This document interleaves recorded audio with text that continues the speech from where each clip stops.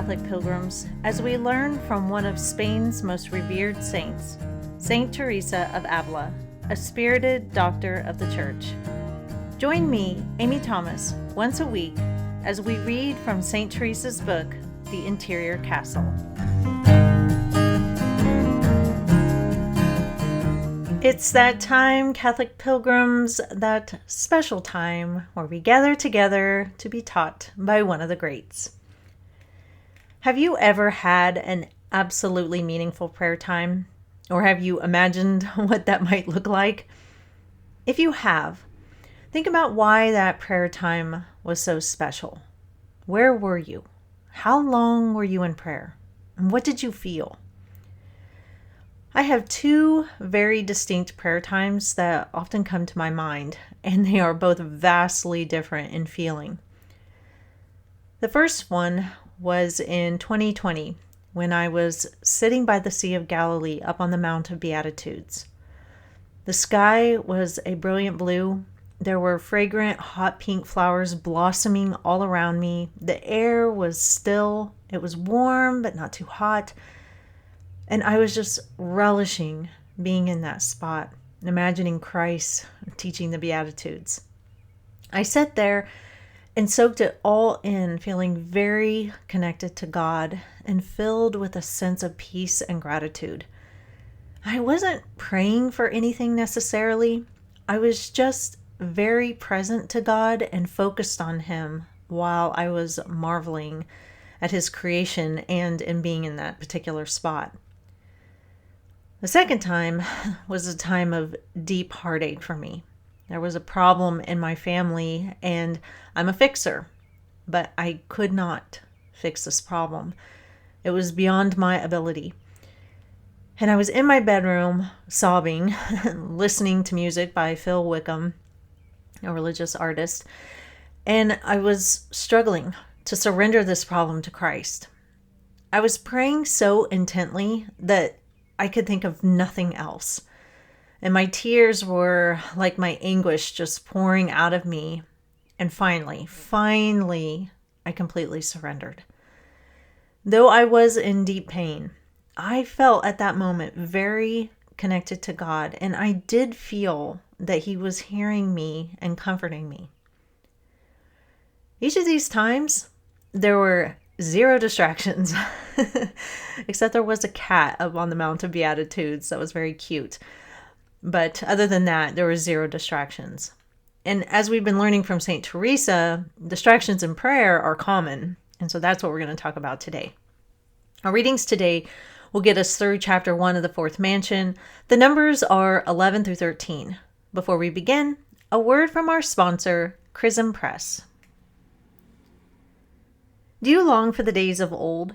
If jazz music, dresses, and courtship call your name, then don't miss Shadowed Loyalty by Rosanna M. White, a thrilling tale of love, loyalty, and redemption set in the tumultuous era of Prohibition and the rise of the Mafia. Follow Sabina Mancari and Lorenzo Capesi as they grapple with the forces of good and evil in a world where loyalty is everything. Go to chrismpress.com to purchase your copy of Shadowed Loyalty, and if you use the coupon code Pilgrim15, you get 15% off your first order. Okay, let's hear what St. Teresa has to say about distractions. How then can the superior part of the soul remain undisturbed if it resides in the upper part of the brain? I cannot account for it, but I'm sure that I am speaking the truth. This noise disturbs my prayer when unaccompanied with ecstasy, but when it is ecstatic, I do not feel any pain, however great. I should suffer keenly were I forced to cease praying on account of these infirmities. We should not be distressed by reason of our thoughts, nor allow ourselves to be worried by them. If they come from the devil, he will let us alone if we take no notice of them. And if they are, as often happens, one of the many frailties entailed by Adam's sin, let us be patient and suffer them for love of God. Likewise, Since we must eat and sleep without being able to avoid it, much to our grief, let us acknowledge that we are human and long to be where no one may despise us. Sometimes I recall these words spoken by the spouse in the canticle. Truly, never in our lives have we better reason to say them. For I think no earthly scorn or suffering can try us so severely as these struggles within our souls. All uneasiness or conflict can be borne while we have peace in ourselves, as I said. But if, while seeking for rest amidst the thousand trials of the world, knowing that God has prepared this rest for us, the obstacle is found in ourselves, the trial must needs prove painful and almost insufferable. Take us, therefore, O Lord, to where these miseries can no longer cause us to be despised, for sometimes it seems as if they mocked our souls. Even in this life, God delivers us from them when we reach the last mansion, as by His grace I will show you. Everybody is not so violently distressed and assaulted by these weaknesses as I have been for many years, on account of my wickedness, so that it seems as if I strove to take vengeance on myself. Since I suffer so much in this way, perhaps you may do the same. So I shall continue to explain the subject to you in different ways in order to find some means of making it clear. The thing is inevitable. Therefore, do not let it disturb or grieve you, but let the mill clack on while we grind our wheat. That is, let us continue to work with our will and intellect. These troubles annoy us more or less according to the state of our health or in different circumstances. The poor soul suffers. Although not now to blame, it has sinned at other times. It must be patient. We are so ignorant that what we have read and been told has not sufficed to teach us to disregard wandering thoughts. Therefore, I shall not be wasting time in instructing and consoling you about these trials. However, this will help you but little until God chooses to enlighten you, and additional measures are needed. His Majesty wishes us to learn by ordinary means to understand ourselves and to recognize the share taken in these troubles by our wandering imagination, our nature, and the devil's temptations, instead of laying all the blame on our souls. At the beginning of the podcast, I gave you 2 prayer times where there were 0 distractions. I've had other times like that, but those 2 stand out keenly in my mind. Most of the time, though, my prayers do have distractions. Why? Because I'm human. St. Teresa says, quote, "Let us acknowledge that we are human," unquote. You kind of want to laugh at this obvious statement, but it's true.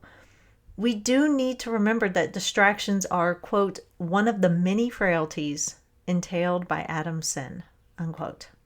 Now, just because distractions are normal doesn't mean that we should will them. When they come, we should push them aside, as St. Teresa has taught us, and carry on. There are different types of distractions, though, and the different types require different responses. The first kind are distractions of the wandering mind. And we all know what this is like. You start your prayer, and before you know it, you're thinking of your grocery list. I've even experienced where I'm at Mass, fully engaged, listening to the priest. I'm even emotional. And even with all of that, I'll still catch my mind wandering. And St. Teresa has talked about this very thing. She's talked about how our soul can be so engaged with God, and yet our mind is adrift somewhere else. And she comments that we really beat ourselves up about this, but we shouldn't, as the soul is engaged and it's benefiting from that engagement. Now, it's weird how this can be true, but it is, and I think we've all felt it. So, what do we do with the wandering mind? So, one suggestion is maybe write out your prayers. Maybe get a small prayer book and jot down what you want to say to God. Now, you don't have to do this every time, and you don't have to write long, lengthy pages of prayer. But if you are particularly struggling, writing helps to focus the mind. and handwriting especially does. Another suggestion has to do with the rosary. If you're like me, your mind can wander while praying the rosary. And so what I like to do is I'll take a mystery, let's say the scourging at the pillar, and I'll pray for 10 people that I know that have rejected God.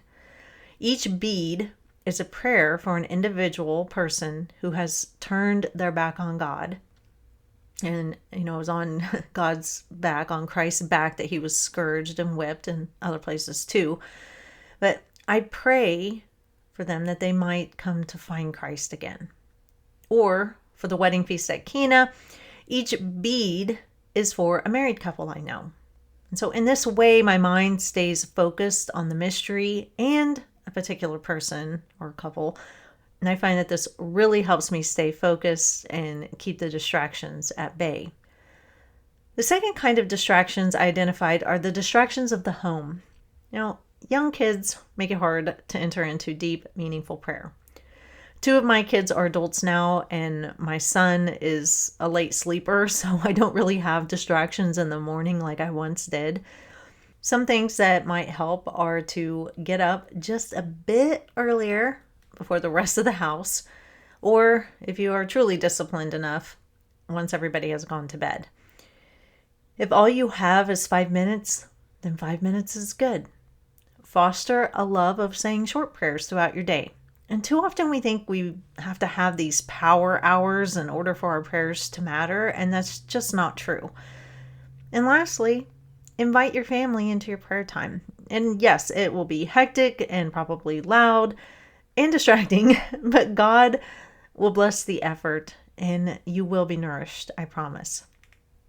St. Teresa says, quote, "His Majesty wishes us to learn by ordinary means to understand ourselves and to recognize the share taken in these troubles by our wandering imagination, our nature, and the devil's temptations, instead of laying all the blame on our souls." Unquote.